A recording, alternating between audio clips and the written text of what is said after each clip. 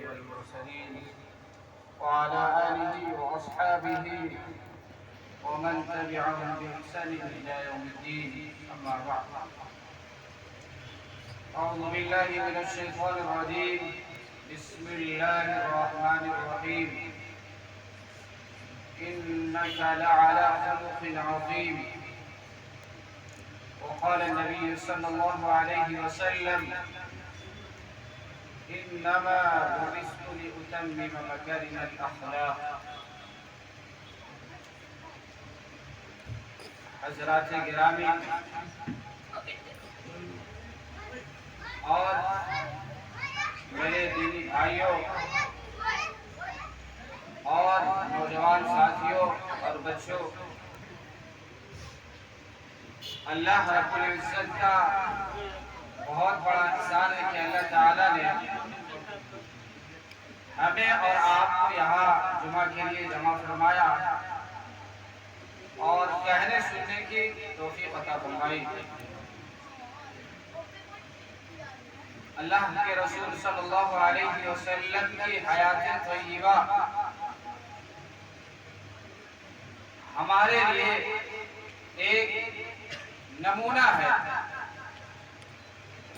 آپ صلی اللہ علیہ وسلم کی حیات طیبہ آج ہمارے لیے اپنانے کی ضرورت ہے. آپ صلی اللہ علیہ وسلم نے جو مصیبتیں اور مشقتیں برداشت کیے اور آج ہمیں وہی اپنانا ہے. آج کا جو حالات خراب ہے، بگڑے ہوئے ہیں، جس کی وجہ سے ہم جلد مشکل میں پھنستے ہیں اور اس کو برداشت نہیں کر پاتے. یہ ہمارے اندر برداشت کرنے کی طاقت نہیں. جلد ہم کسی کے بہکاوے میں آ جاتے ہیں. بہت جلد ہم اللہ کو چھوڑ کر غیروں کے سامنے سر جھکانے لگتے ہیں. ہمارا یقین ہٹ جاتا ہے. ہم ایک اللہ کو سجدہ کرنے کے بجائے غیر اللہ کے سامنے سجدہ کرنے لگتے ہیں. آپ صلی اللہ علیہ وسلم کی ساری زندگی ہمارے لیے نمونہ ہے. آپ صلی اللہ علیہ وسلم پر مصیبتیں آئی، صحابہ پر مصیبتیں آئی، صحابہ نے برداشت کیا اور آپ صلی اللہ علیہ وسلم نے ہمیشہ ان کو یہ بتایا کہ صبر کرو، صبر کرو. ہو سکتا ہے کہ اللہ کی طرف سے کوئی احکام نازل ہو جائے اور صحابہ آپ کے حکم کو مانتے رہے. اللہ تعالیٰ کی طرف سے حکم نازل ہوا. جتنے دن آپ صلی اللہ علیہ وسلم مکہ میں رہے، آپ ظلم و ستم کو برداشت کرتے رہے. آپ ہر ظلم کو برداشت کرتے رہے اور اس مکی زندگی میں 114 لوگ صرف ایمان میں داخل ہوئے. پھر بھی آپ صلی اللہ علیہ وسلم ظلم کو برداشت کرتے رہے. اور جب آپ صلی اللہ علیہ وسلم نے کھلے عام صفا مروہ پر چڑھ کر تمام قریش کے لوگوں کو، اپنے خاندان کے لوگوں کو جمع کر کے فرمایا کہ اے لوگوں، ایک اللہ کی عبادت کرو، ایک اللہ کے سامنے سجدہ کرو. تو جو پہلے دوست تھے، محبت کرنے والے تھے، وہ دشمن بن گئے اور یہ دشمنی ایک سال سے پھیل گیا. اور اس میں جو سب سے پہلے مخالفت کی وہ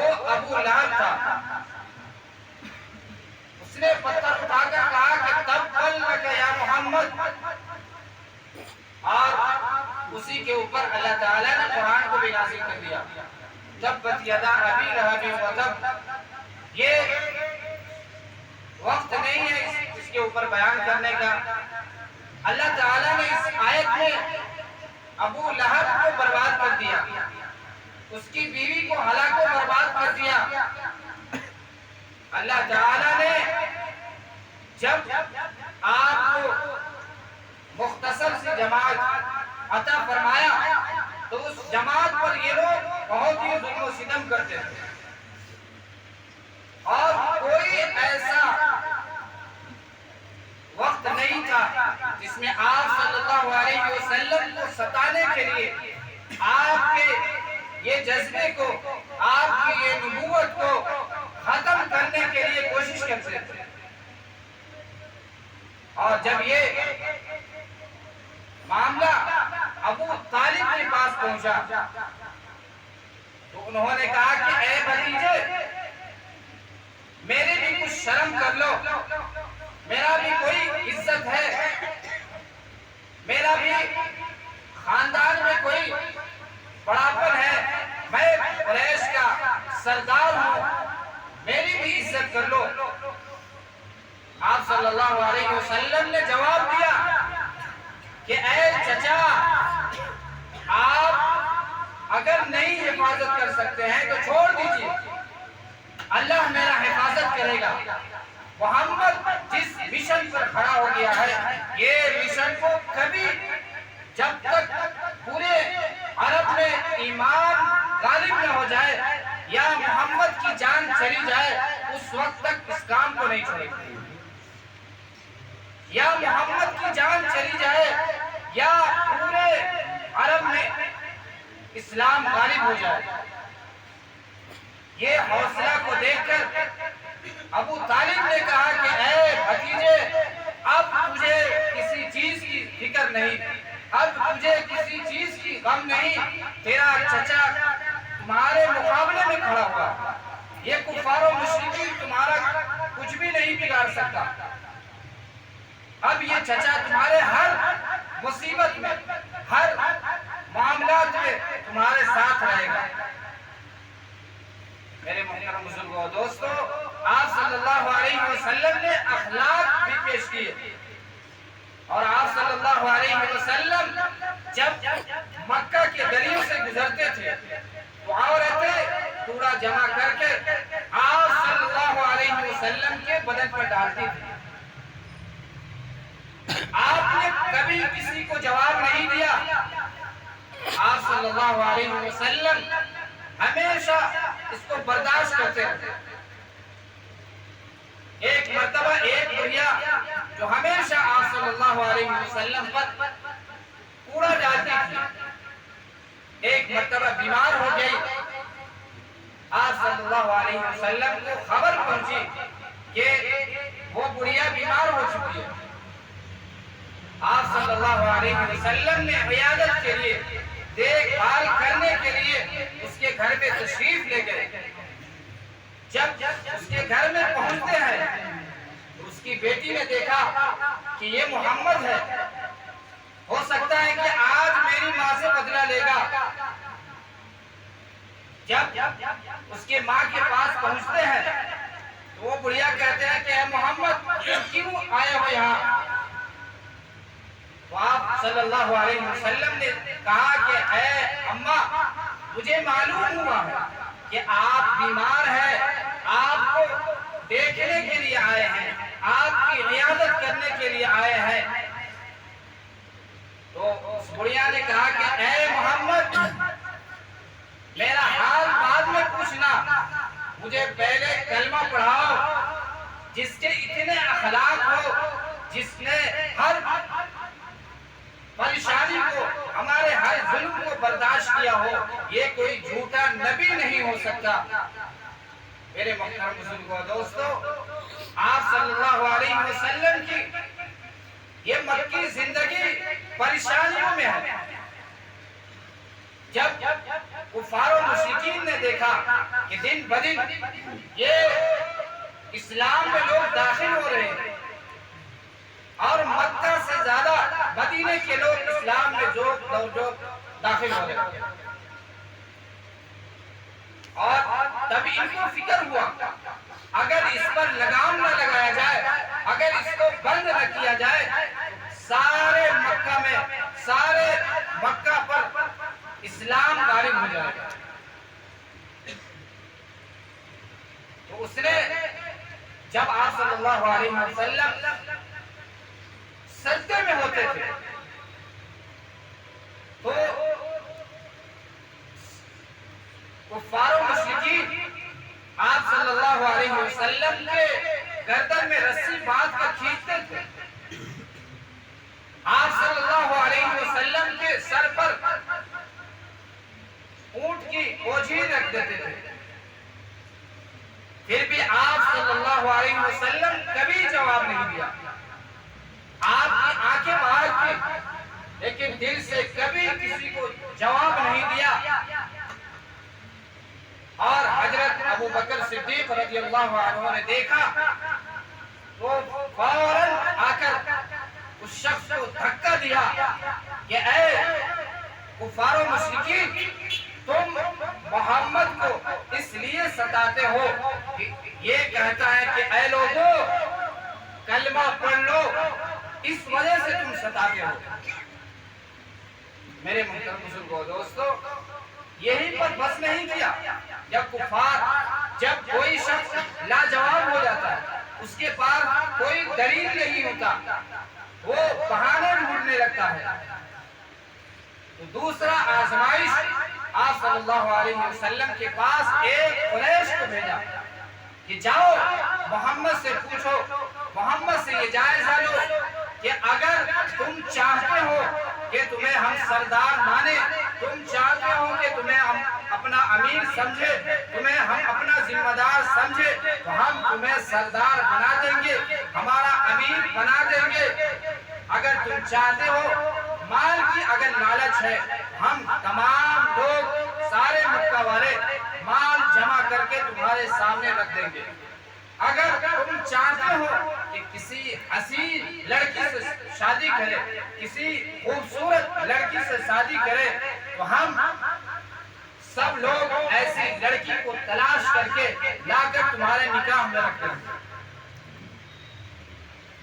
میرے محترم بزرگوں دوستو، آپ صلی اللہ علیہ وسلم نے سورہ حامیم سجدہ کی تلاوت کی اور کہا کہ اے لوگوں، اگر تم ہمارے ایک ہاتھ میں چاند لے کر رکھ دو، دوسرے ہاتھ میں سورج رکھ دو، پھر بھی محمد اس کام سے باز نہیں آئے گا۔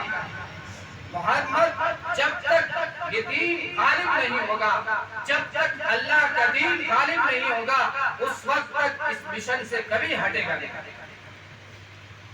وہ سمجھ گیا کہ اس کا دین غالب ہو کر رہے گا، جا کر اپنے قریش میں کہتا ہے کہ اے قریشیوں، یہ کوئی جھوٹا نبی نہیں ہے، اس نے ایسا کلام پڑھا ہے، اس نے ایسا قرآن پڑھا ہے جو اب تک کسی نے سنا نہیں۔ اس کا دین جھوٹا نہیں ہو سکتا۔ ہمارے لیے خیریت یہی ہے کہ ہم اس کے دین کو مان لیں یا اپنے دفاع کے لیے، اپنے بچاؤ کے لیے کوئی ایسا تدبیر سوچے۔ میرے محترم بزرگوں دوستو، یہی پر بس نہیں کیا، بلکہ اس نے کہا کہ اے محمد، اگر تم واقعی میں نبی ہو، اگر تم سچے نبی ہو، تو ہمارے سامنے فرشتے کو لاؤ، اور اگر فرشتے کہیں کہ ہاں تم اس محمد کو مان لو، تم اس محمد کو نبی مان لو، ہم آنکھ سے بھی دیکھیں تب جا کر مانیں گے۔ اور یہاں ایک اور سوال بھی کیا کہ اے محمد، اللہ تعالیٰ نے تمہارے پاس جو قرآن نازل کیا ہے وہ آہستہ آہستہ جیسی ضرورت ہوتی گئی نازل کرتے ہیں، اللہ کو یہ کیا ضرورت تھی؟ اللہ تعالیٰ ایک مرتبہ پورے قرآن کو دے دیتے، ہم تلاوت کرتے۔ اور دوسری جو سوال کیا تھا، کہا کہ اے محمد، اگر تم نبی ہو تو ہمارے دادا قصی ابن کلاب کو زندہ کرو، اگر وہ ہمیں محمد کو مان لو، یہ نبی ہے تو ہم مان لیں۔ یہ سوال لے کر اللہ کے نبی صلی اللہ علیہ وسلم اللہ کے پاس گئے۔ اللہ نے کہا کہ اے محمد اس کا کہنا ٹھیک ہے، اگر ہم یہ دکھا بھی دے، یہ معجزہ ان کو دکھا دے، اگر پھر نہیں مانیں گے تو ہم اس کے اوپر عذاب نازل کریں گے۔ جیسے بنی اسرائیل نے معجزے کا طلب کیا، اللہ تعالیٰ نے معجزے دکھائے، لیکن انہوں نے نہیں مانا تو اللہ تعالیٰ نے اس کو خنزیر، بندر، ہر طرح کے عذاب میں مبتلا کر دیا۔ اگر یہ بھی نہیں مانیں گے، دیکھنے کے بعد اگر نہیں مانیں گے تو ہمارا عذاب بھی اس کے اوپر نازل ہوگا۔ یہ منہ چڑھا کر وہاں سے چل دیے۔ پھر اس نے ابھی بھی اس مشن سے ہٹے نہیں۔ اس نے دو نوجوانوں کو، عقبہ ابن معیط، حارث ابن ہشام کو مدینہ بھیجا، اس لیے کہ وہاں کے لوگ اہل کتاب تھے، کتاب کو پڑھتے تھے۔ اس نے کہا کہ جاؤ وہاں سے استفتاء حاصل کر کے آؤ، وہاں سے فتویٰ لے کر آؤ کہ یہ نبی ہے کہ نہیں ہے۔ جاؤ وہاں سے، وہاں کے جو بڑے بڑے مفتی ہیں ان سے استفتاء حاصل کرو۔ وہاں گئے، وہاں کے عالموں نے بتایا کہ اگر تم محمد سے 3 سوال کرنا، اگر 3 سوال کا جواب دے دیتا ہے تو سمجھنا کہ یہ نبی نہیں ہے۔ اگر 2 کا سوال کا جواب دیتا ہے، تیسرے کا جواب نہیں دیتا تو سمجھ لینا کہ یہ نبی ہے۔ اس نے سوال کیا، وَيَسْأَلُونَكَ عَنْ ذِي الْقَرْنَيْنِ، اور اسی طرح اس نے ایک اور سوال کیے، وَيَسْأَلُونَكَ عَنِ الرُّوحِ، 3 سوال کیے تھے۔ وہ یہ سوال کا ایک اللہ تعالیٰ نے ہمارے لیے ایک عملی طریقہ بھی بتا دیا، وَلَا تَقُولَنَّ لِشَيْءٍ إِنِّي فَاعِلٌ ذَلِكَ غَدًا۔ جب یہ کفار و مشرکین آپ کے پاس یہ سوال لے کر آئے، وہ آپ صلی اللہ علیہ وسلم نے کہا کہ ہم کل بتا دیں گے۔ آپ نے یہ نہیں کہا کہ انشاءاللہ کل بتا دیں گے، بلکہ آپ صلی اللہ علیہ وسلم انشاءاللہ کہنا بھول گئے۔ تو اس پر یہ آیت نازل ہوئی، وَلَا تَقُولَنَّ لِشَيْءٍ إِنِّي فَاعِلٌ ذَلِكَ غَدًا، کہ اے لوگو تم یہ نہ کہو کہ ہم کل بتا دیں گے، بلکہ انشاءاللہ یہ کام کل کر دیں گے۔ اور اس کے بعد آپ صلی اللہ علیہ وسلم کے اوپر 14 یا اس سے زیادہ دن وحی کا آنا سلسلہ بنا۔ آپ پریشان ہو گئے، یہ کیا ہوا کہ وحی کا آنا بھی بند ہو گیا، ادھر کفار نے ہمارے اوپر سوال کو تھوپ دیا۔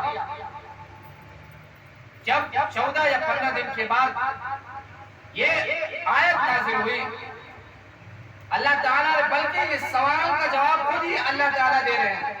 ہماری وہ ہمت نہیں، ہمارے اندر وہ صلاحیت نہیں کہ ہم سوال کا جواب دے دیں، کوئی کام کر دے، بلکہ یہ کہے کہ انشاءاللہ کل ہم یہ کام کر دیں گے۔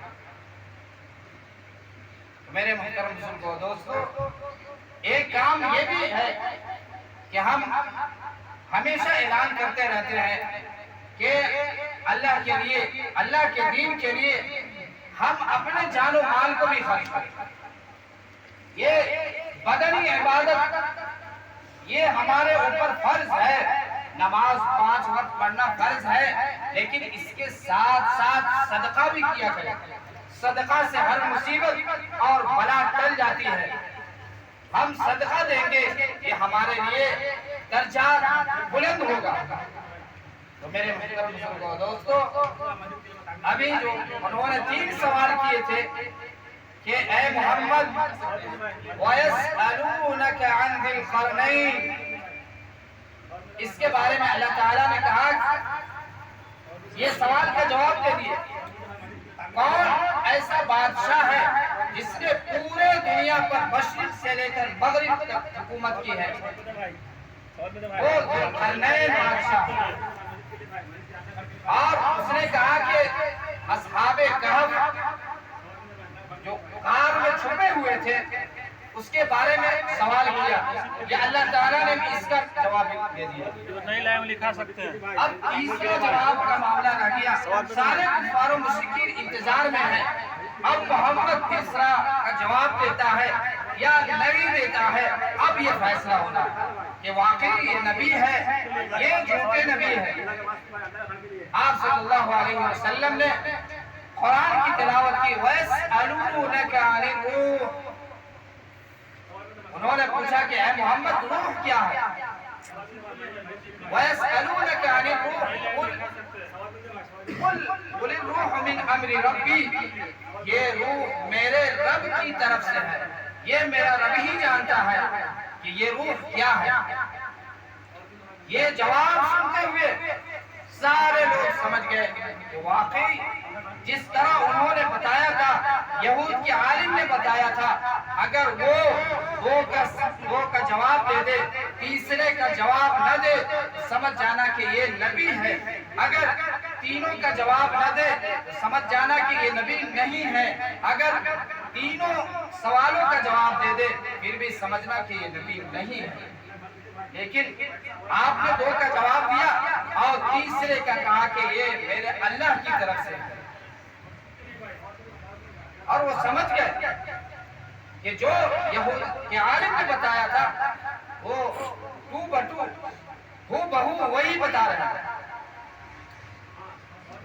اب وہ اپنے سوال میں لاجواب ہو گئے، اس کے پاس کوئی دلیل نہیں رہا، اور جب کسی کے سوال کو دلیل سے بائیکاٹ کیا جاتا ہے تو وہ اس کی خاصیت ہے، اس کا ایک پہچان ہے کہ وہ گالی پہ اتر جاتا ہے۔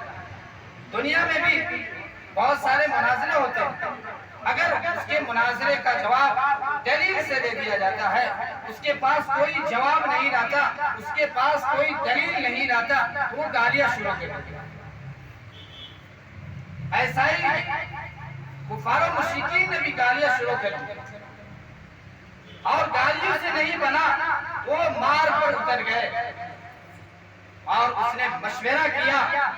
سارے جو بڑے بڑے سردار تھے وہ ہر جگہ مشورے ہو رہے تھے کہ اس کو کیسے روکا جائے، اس کے مشن کو کیسے ختم کیا جائے، مشورے ہر جگہ ہو رہے ہیں، اس کا دین ہر دن بدن بڑھ رہا ہے۔ ایک دن مشورے میں یہ طے ہوا کہ اس کا کیوں نہ صفایا کر دیا جائے، اس کو قتل کر دیا جائے، نعوذ باللہ۔ اور اس کے لیے ایک شخص کھڑا ہوا کہ میں محمد کی گردن کو اڑا کر لاؤں گا۔ وہ کوئی دوسرا نہیں تھا، عمر ابن خطاب تھا۔ اس نے کہا کہ ہم آپ کی گردن کو قتل کر کے آپ کے سامنے حاضر کر دیں گے، اور تلوار ساتھ ہی تھا۔ وہیں سے آپ صلی اللہ علیہ وسلم کو قتل کرنے کے لیے چلے۔ راستے میں ان کے ماموں نعیم ان کے ماموں تھے، انہوں نے کہا کہ محمد کہاں جا رہے ہیں؟ محمد، عمر کہاں جا رہے ہو؟ کہاں کا ارادہ ہے؟ اس نے کہا کہ آج اس قصے کو ختم کرنے جا رہا ہوں جس کی وجہ سے بھائی بھائی میں بگاڑ، برادری میں بگاڑ، بہن میں بگاڑ، بھائی بھائی میں بگاڑ، ماں باپ سے بگاڑ، اس کے جڑ کو آج ختم کرنے جا رہا ہوں۔ وہ اس وقت ایمان لا چکے تھے اس کے ماموں۔ اس نے کہا کہ اس کو اس مشن سے موڑنا پڑے گا۔ اس نے کہا کہ اے عمر، تم کو خبر ہے کہ تمہاری بہن، تمہارے بہنوئی ایمان لا چکے ہیں، اس کی پہلے خبر لو۔ تو وہیں سے رخ بدل کر اپنے بہن اور بہنوئی کے پاس چلے گئے، اور جانے کے بعد جب پہنچتے ہیں وہاں قرآن کی تلاوت کی آوازیں آ رہی ہیں۔ بہن جب کنڈی کھٹکھٹایا تو بہن نے سمجھا کہ میرے بھائی آ رہے ہیں، فوراً اس نے قرآن کو چھپا دیا۔ جب کنڈی کھولا تو حضرت عمر نے کہا کہ اے بہن، تم کیا پڑھ رہی تھی؟ تو اس نے کہا کہ ہم کچھ نہیں پڑھ رہے۔ وہ بھائی نے بہن کو اتنا مارا جس کی وجہ سے وہ بے ہوش ہو کر گر گئی۔ اب اپنے بہنوئی کے اوپر ٹوٹ پڑے،